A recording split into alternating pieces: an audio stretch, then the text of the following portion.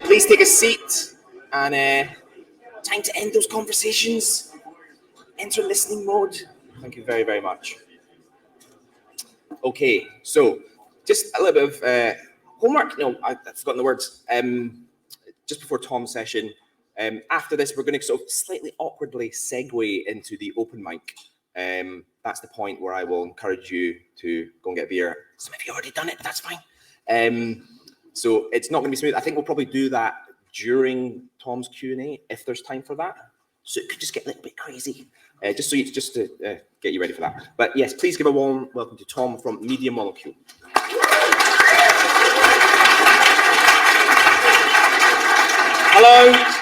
Hello everyone. Hello, thanks for coming. It's great to be here, and it's great to be, in a conference with lots of people instead of hiding in our little dungeons as we have been. And before I start, I'd like to say a little thank you to Kenny for hosting and for John Broomhole for organising. So great job, Kenny. Thank you. Good job. So my name is Tom Colvin, and I am the head of audio at Media Molecule.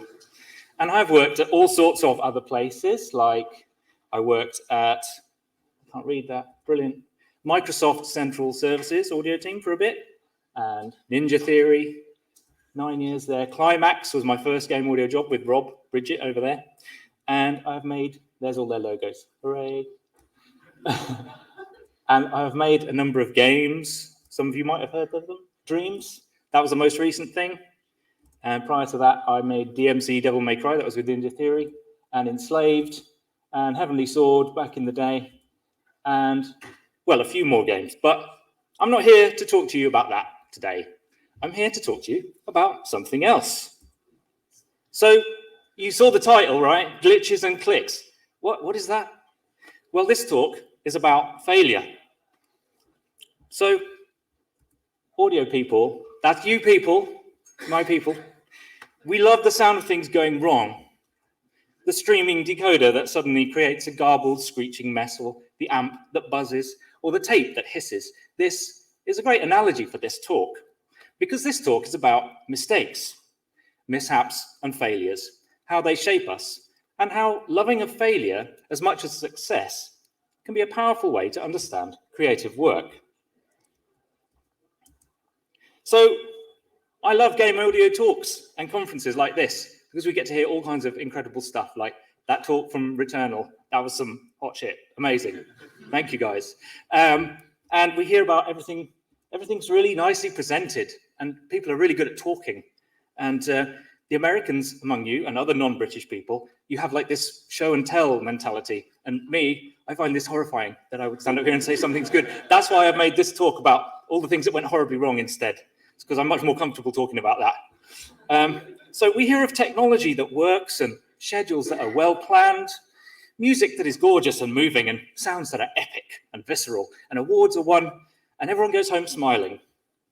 But not everything goes that way, does it? I learned the most, where have I got to? Yeah, I learned the most. My career covers the whole spectrum, from award-winning things that I love and I'm proud of, to stuff that I really hope no one ever sees or hears again.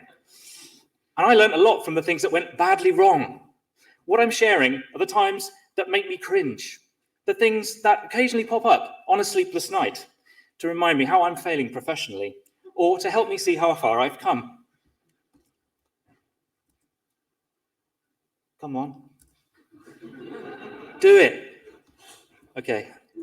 There it is. That was a deliberate mistake. So everyone fails. It's part of life. And I'm going to share some of my juiciest failures with you. I want you all to feel less bad about getting stuff wrong, because fear of failure is the enemy of creativity. So let's all have a nice dose of Schadenfreude and see if we can learn something along the way. Now, maybe you all knew this stuff before. I mean, you're professionals, right? And I'm just embarrassing myself, but that's okay. This will be like trash TV. You can smile and feel safe in the knowledge that you're better and safer and more talented than me, And yeah, so that's great, isn't it? Okay, so how is this going to go? Next. Go on, do it. So this is the sort of agenda for these things. First of all, I'm going to give you some case studies of a failure. I'll talk about something went wrong, and we'll get all the details that are usually edited out or paraphrased to avoid embarrassment. Apart from the names and dates and identifying characteristics, of course. No guessing, please. I need you to resist the temptation to wonder who or what these things are about. These are examples, and the facts, they're not as important as the message. So it's even possible that some among you may recognize yourself or something that you worked on in this talk. But if so, don't worry. These mistakes are all 100% my fault. No one else. I did this. So then I'll discuss, after the case study, I'll discuss what I felt went wrong. And that will be from my wise, old, grey-bearded, rose-tinted glasses hindsight view of things, of course. And then I will give some pithy chunks of advice, which will be in this lovely pink text. And you'll come away with perhaps some ideas of how to do things better, and maybe just some silly stories of audio mishaps and poor judgment. And then at the end, I'm just going to summarize everything, and then we'll discuss more generally what it means to fail or succeed, and does that matter anyway? And we'll also talk about how my chunks of advice, like they contradict each other quite a lot. And what does that mean? That is definitely the gnarly fun bit. Okay, so on to the fails. Here's the first one. I'm going to drink some water, my mouth is dry.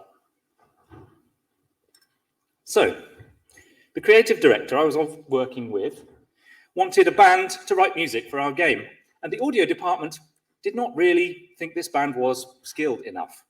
They had a lot of energy, and they were quite fun, but their mixes weren't that great. Let's call them the A's. Good name, right? The audio department wanted a different band. We thought this different band were really talented and exciting, and we'll call them the Zeds.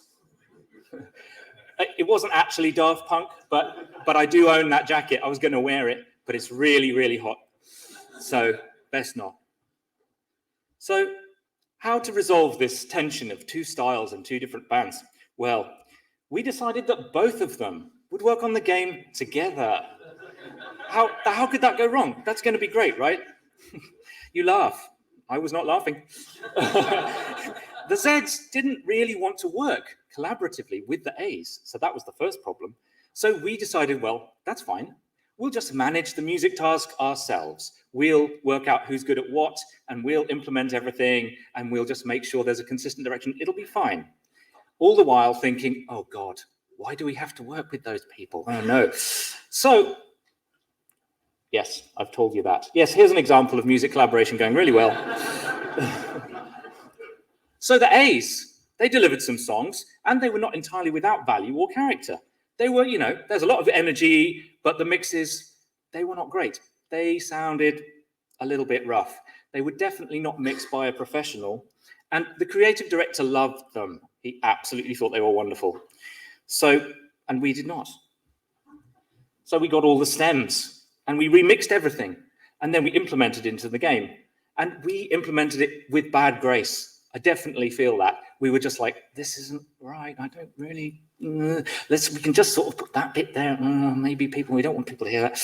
And the creative director listened to it and thought, this is no good. Where's all the cool stuff that I heard?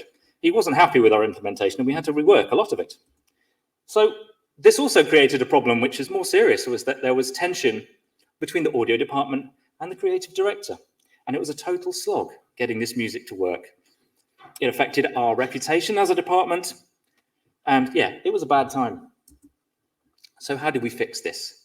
We just did it again and again and again and again until it worked. Hours of mixing and implementing. So what did I do wrong? Seems fairly obvious in retrospect. But initially, we had no real time where I sat down with the creative director and said, this is why I feel this isn't going to work. I just felt like, my opinion is right. My opinion is right. You must surely understand why. And when he didn't, I didn't sit there and go, look, here's a mix that isn't quite working. Here's one that sounds really great. Here's the difference. We didn't sit down and have that conversation. And then once the decision was made, I didn't figure out how to support his decision or commit to it wholeheartedly.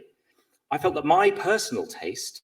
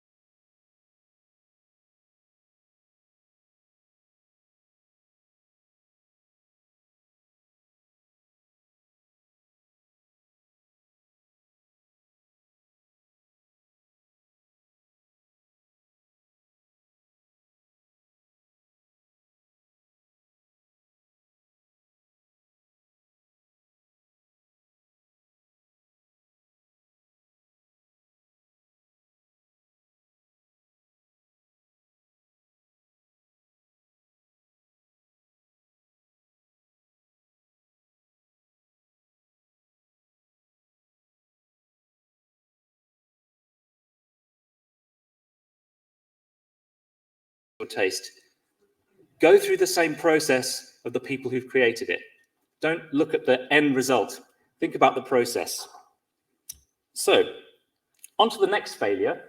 This is where I decided my creative opinion was just not important at all, and I would do what I just said just now. Hold on. So, we were making a game which had a wonderful script and a very charming story, and we all agreed that it would be best performed by actors, and there are many ways to tell a story, but we thought the script and the actors, totally the right way to go. So the characters were young, and there was a choice. Do we voice these with adults, or do we use child actors? And I will say that the experience of working with adults who imitate children was incredible. Now, these people are brilliant, and you sit down in a room with them and they say, I'll do my boy voice now. And you're like, right, okay, good. And then they start talking like a boy, and it's terrifying and incredible at the same time. So no disrespect to these people. Everyone else involved was wonderful. So we went with adults, and we did some great work, I thought, and we got the VO back, and we implemented it all. It was like this. I actually spent time learning how to use Facetune just for this picture. And in the office, when I played everything to everyone, there was a sort of a general sense of uncanny valley. There was a disappointment. People didn't really vibe with it. There was a Scottish accent. Yeah, and a certain Scottish colleague, well, they were not impressed.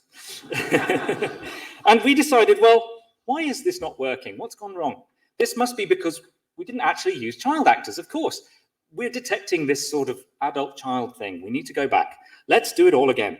So, of course, what did we do next? We re-recorded with actual children. And anyone who's worked with child voice actors will know they're incredible, but it's a lot more work. There's a lot of effort involved in finding them and casting them. There are many more rules. There are issues of safety and safeguarding. They have specific hours of work. They have chaperones. They have helicopter parents who want their kids to be famous. But they are incredible.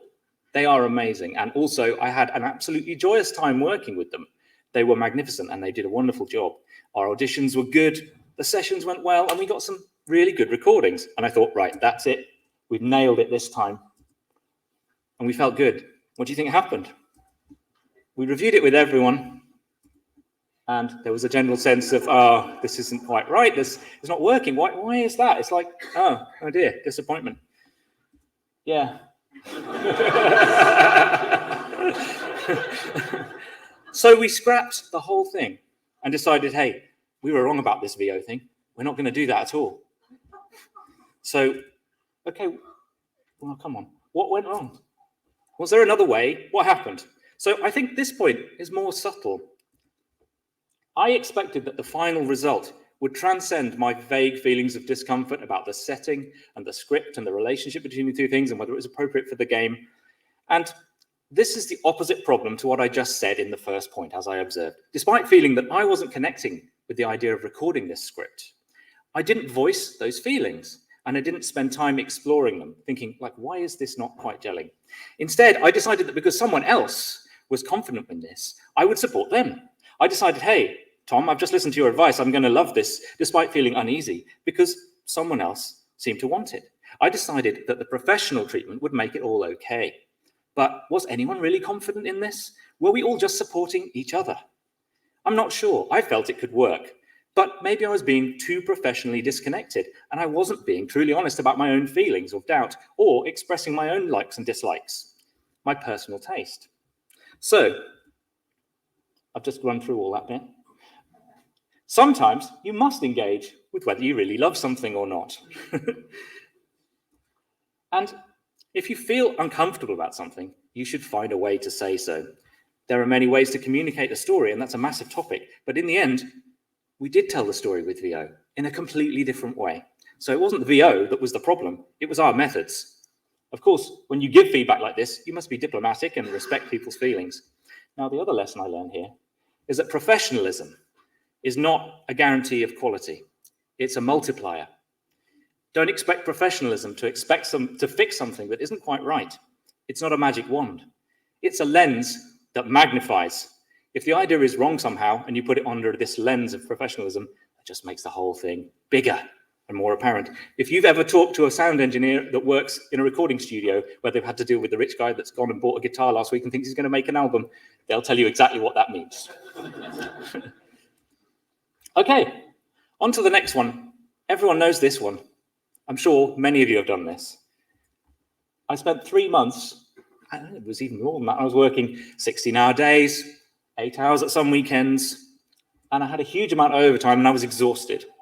I felt spent, and I was physically ill, and I had to be off for a couple of months to recover. Now, I thought we were doing the right thing. I thought I was making the game sound great, and it probably was partly responsible for making the game sound the way it did. But would it have sounded as good had the team not done this? Maybe not. But the way it made me feel about my game, about my career, about my studio, that soured my way of thinking about games. I lost my love for making games for a while afterwards, and it took me a while to recover. So I think that working to excess diminishes the quality of your work. Creativity is like a resource and needs time to flourish. You need to take time outside of work to recharge. You can't just use that up indefinitely. Eventually, it just disappears altogether. So this is a really obvious and well-trodden piece of advice, but don't work too much overtime. Now, maybe just don't do it at all. If you must, do it in bursts and take breaks regularly.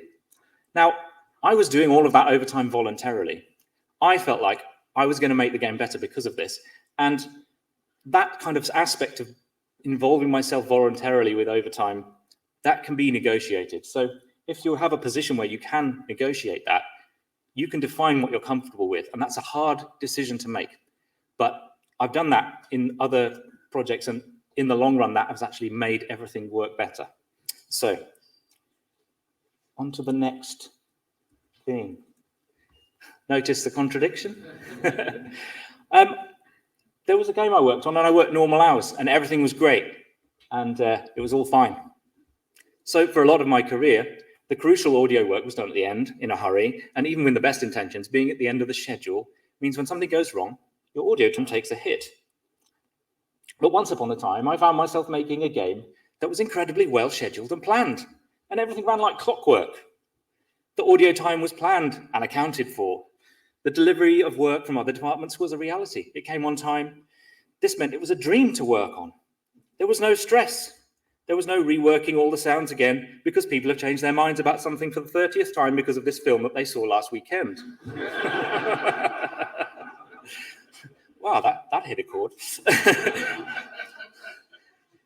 But why? Why was everything running smoothly? Because no one was able to question the quality of the experience.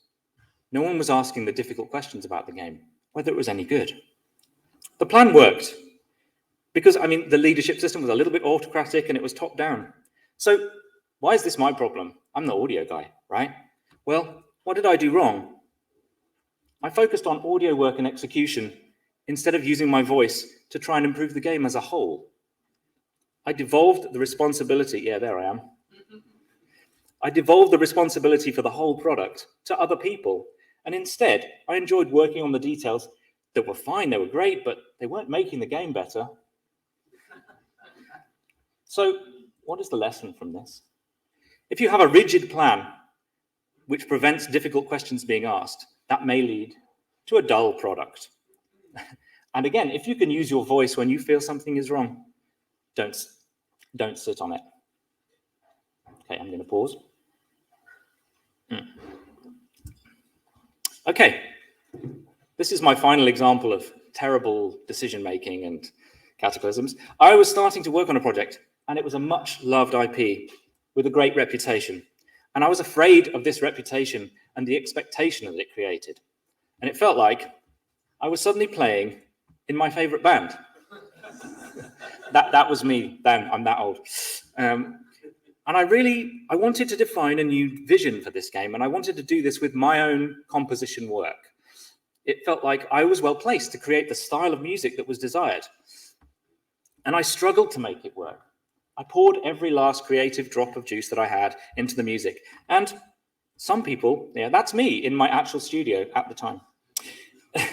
And some people loved it, and others were more equivocal. And then we stopped work. Project was paused. That was that. We couldn't carry on for all sorts of reasons.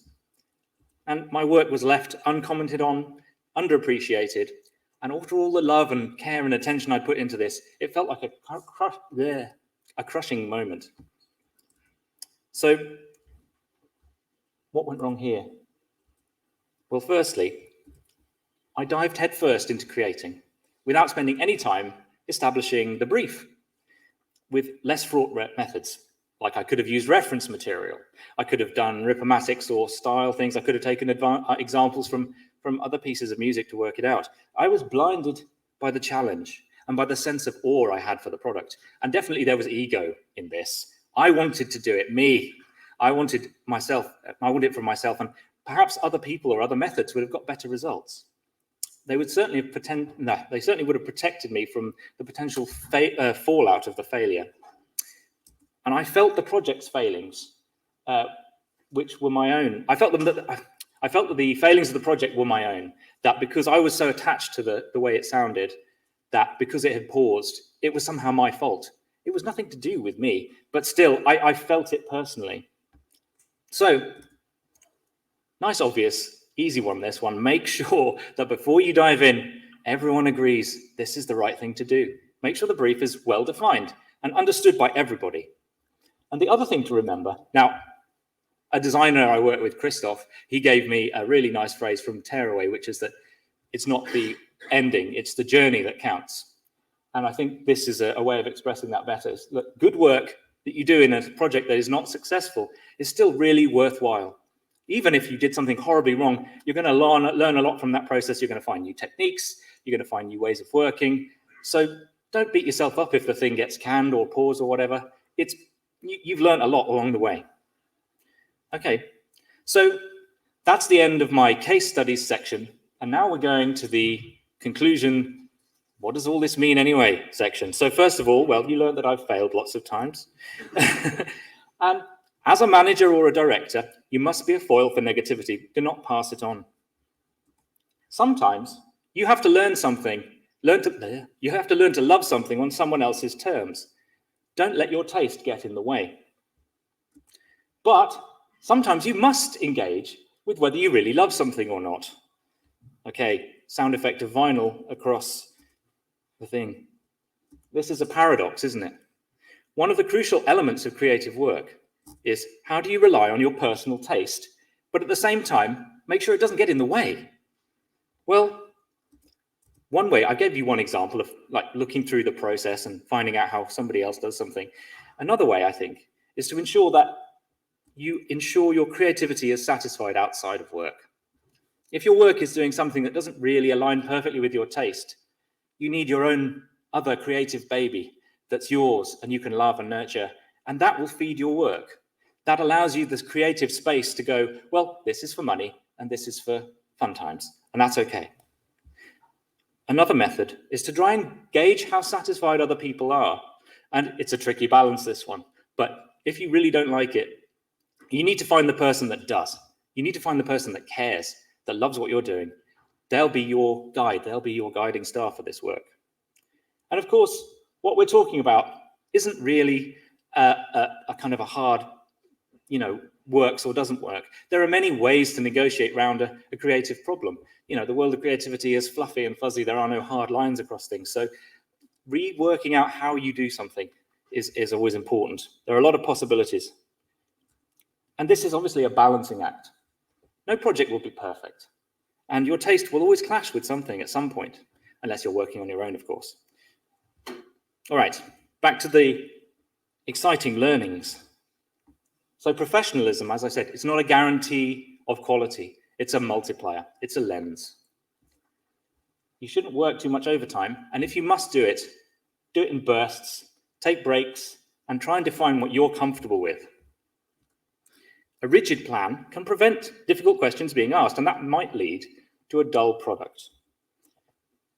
And make sure the brief is really well defined and understood by everybody.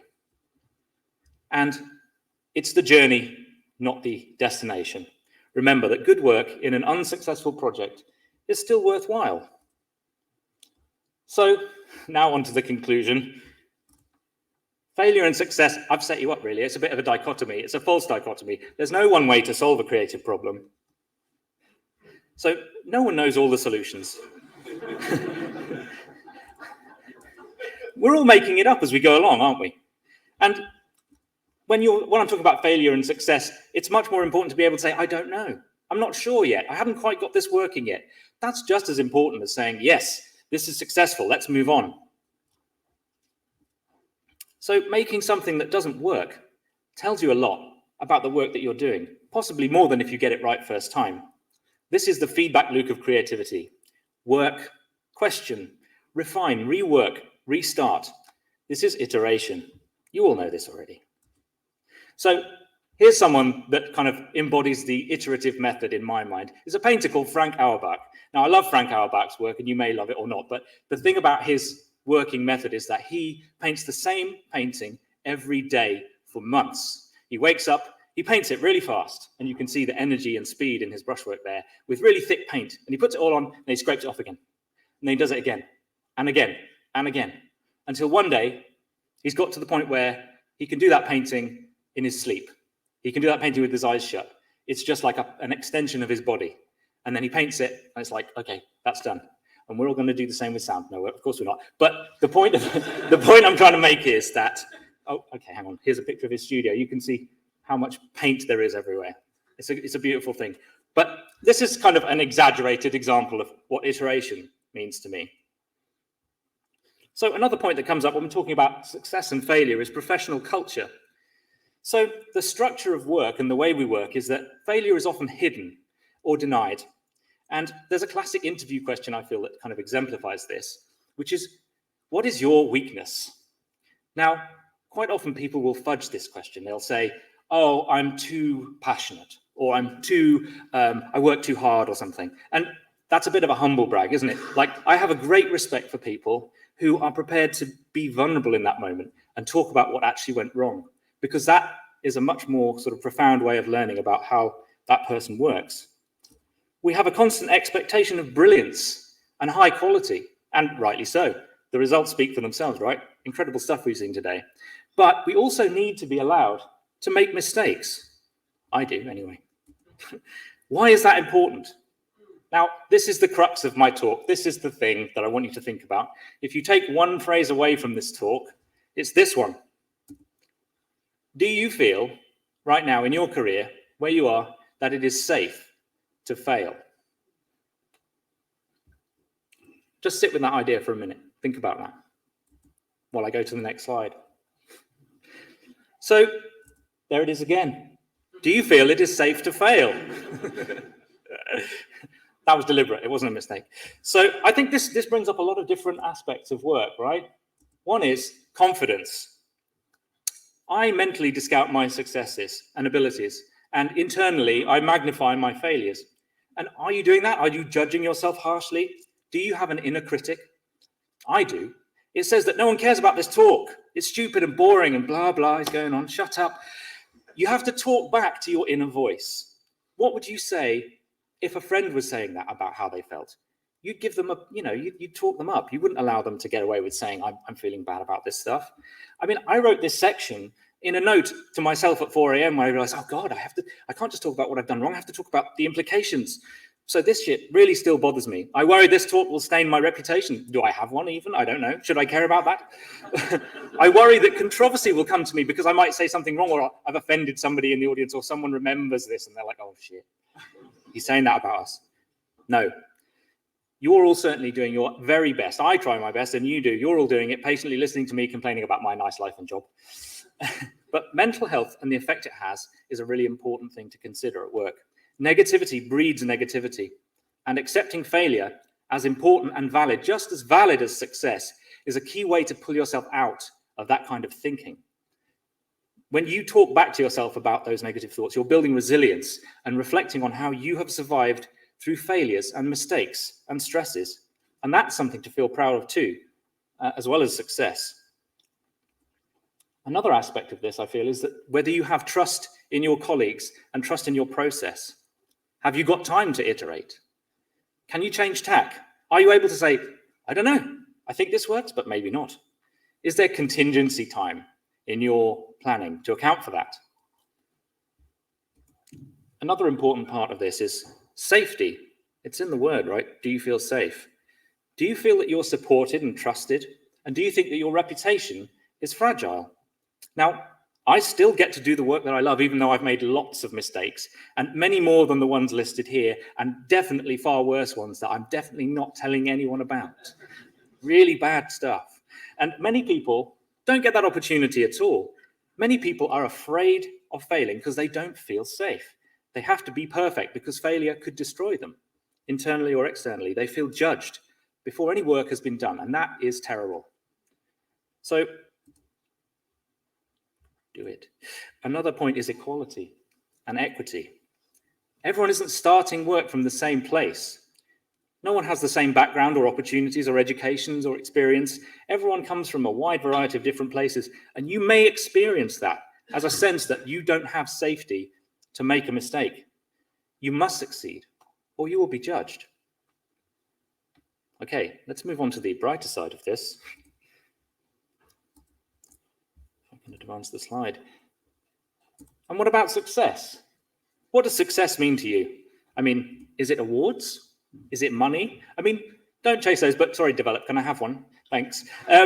Awards. I mean, there's something, I don't know whether that's quite right. There's something strange about turning creativity into a contest, because this is art we're making here. It's not sport. There shouldn't really be winners and losers.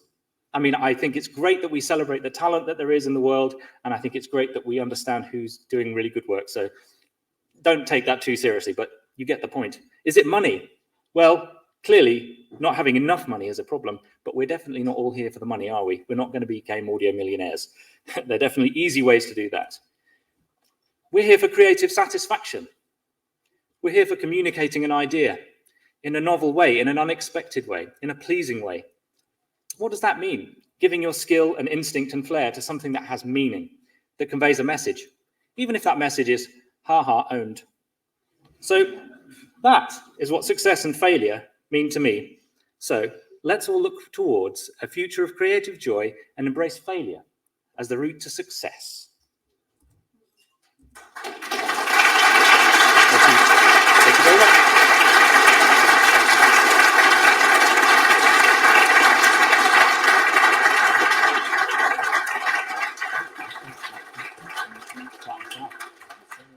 We got time for questions? Does anyone want to answer questions? Plenty of time. There is. I've got to storm through. 10 minutes. Oh, cool. Can I just ask the folks ask who are on more the questions. panel next, if they've not already got a lav mic, to go and get one at the back of the room? I'll see you up there and we'll sort you out. Thank you. Oh, yes, they're all moving. Cool. Yes, questions for Tom. Tom, that was great. Thank you very much. Really Thanks, Ken. Stuff. It's nice to bare my soul. You're purged. Not quite. There's more. Yeah, any questions for Tom? Hello. Thank you. That was a really great talk. I was Thank just you. curious. I think on like a personal level between colleagues and such, it's okay to allow failure because it allows growth and all these things. But do you think, in terms of like big budget AAAs, that they actually allow failure in terms of the stakes, their risk, whether they're financial, other stakeholders, all these sorts of things? Yes. Well, there's been a big mixture in my experience of those different kinds of development. Sometimes there hasn't been room for making mistakes, and that creates a huge amount of pressure. And other times I've been in a position where there's possibly too much and no one really knows what's right anyway. And we're all just going around in circles trying to figure it out until somebody says, okay, this is it. So I think there's obviously boundaries at different ends of this problem, but certainly like the hard edges of either end aren't particularly great. But yeah, I feel it's really important to understand that, you know, when you're creating stuff, you have to have the opportunity to iterate it and understand that that's part of your process. I would say that's essential. Like all of you guys who are here today talking about AAA development, I'm sure you did many versions of things, and the first version was definitely not the right one. So yeah, I would say most people spend a lot of time going over stuff again and going, oh, I made this. Thank you. Thanks for the question. Any more, Tom? Cool.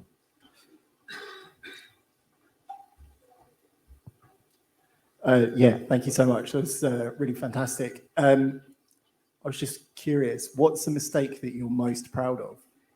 Ooh, that's a good one. I like it. Coming here today. No, that's not a mistake. I love doing this, and it was nice. The mistake I'm most proud of.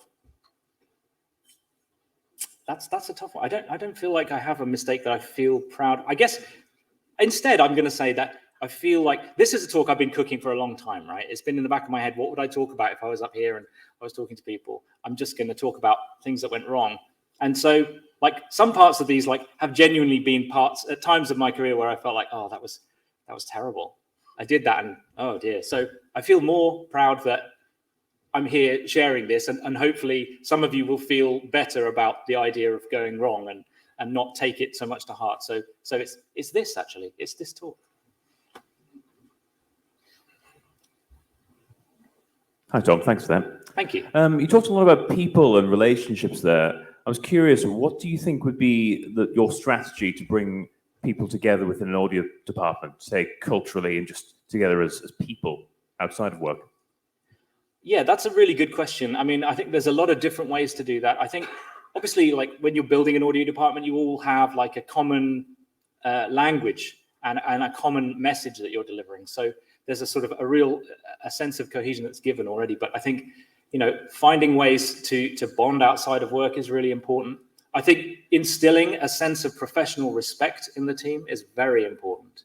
I think there's a real kind of the culture of how feedback is given and received and how people are expected to take it is a really crucial part of team building, making sure that everyone feels like they can have ownership over something. I think autonomy is really important as well, giving people the opportunity to take something and run with it, to do something that they've never done before. I mean, who was it who was saying they were given the job of doing creatures and they'd never done creatures before, and they did a magnificent job, as you can see, but that was a brave decision. So I think giving people opportunities is really important as well. I've run out of steam. Thanks for the question. Hey, Tom. Hi. Yeah, just wondering if you'd ever had a situation where you had a member of staff who had that real strong sense of fear within themselves, and sort of how you sort of dealt with that to help them deal with it. Yeah, I mean, that does come often, especially with people who are, you know, starting in games for the first time. And I think, again, it's just crucial to do this kind of thing, to sort of to demystify your techniques, to demystify the sort of technology and all of the stuff that seems really complicated and horrifying when you're in that kind of the thick of it and you're looking at everything. Like when you started Rob, I'm here today with Rob, who was my mentor the first week I did game audio, and I arrived and I knew nothing.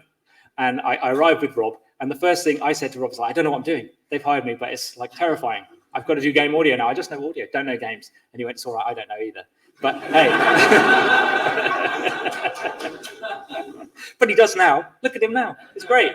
So, but sort of demystifying and diffusing that sense of awe that exists. Like, we've seen all kinds of awesome work today, and it is really magic. It is majestic, some of the stuff that you see in here.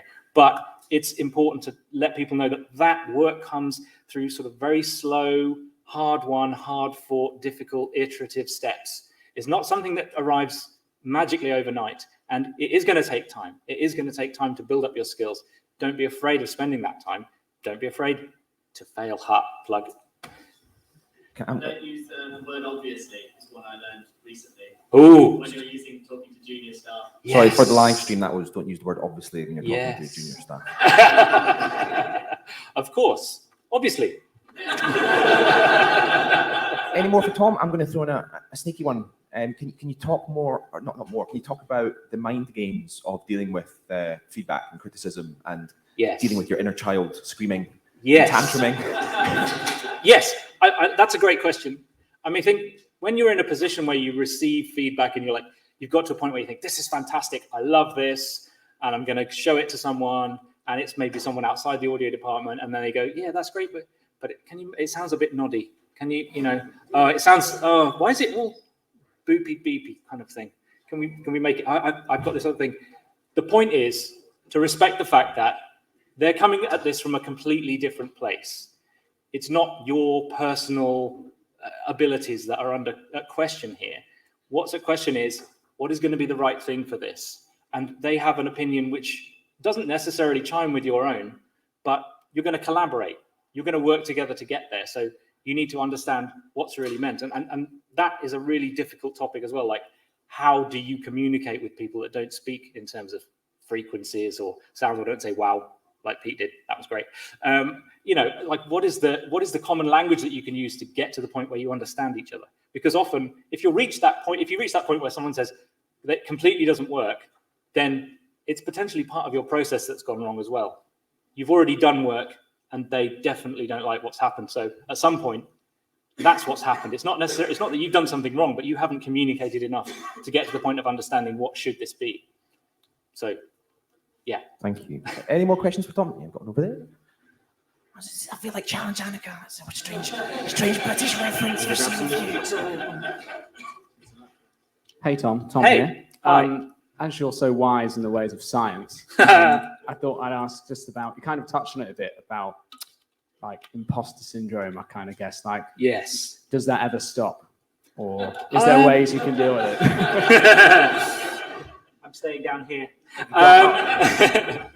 No, I don't think it does. And I think it's important to sort of recognize it, though. I think what I was saying earlier is that you have to understand that it carries on, but it's ameliorated by the sense that last time, it's important to look back and reflect on where you were before. And imposter syndrome is often like, I can't get to this level. I'm at this level and I can't get here, and I want to be there and I'm only here. And if you look back instead of forward, that's quite a good method to say, well, last year I was there. Look at what I did then.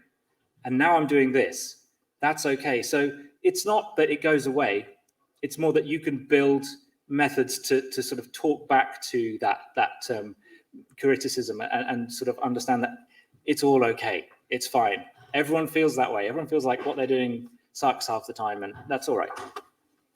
So sorry, no, it doesn't go away, but I think that's the perfect time to just have a slightly awkward segue. So yes, put your hands together for Tom. That was fantastic. Thank you, sir.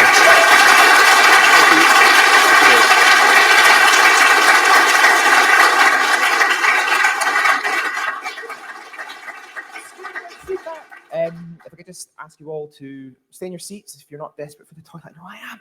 I'm going to hold it together. There's beers at the back of the room, so if you could quietly, without starting, well, you can have a little bit of a chat for 2 minutes, but we're basically going to get everyone on the stage. But don't enjoy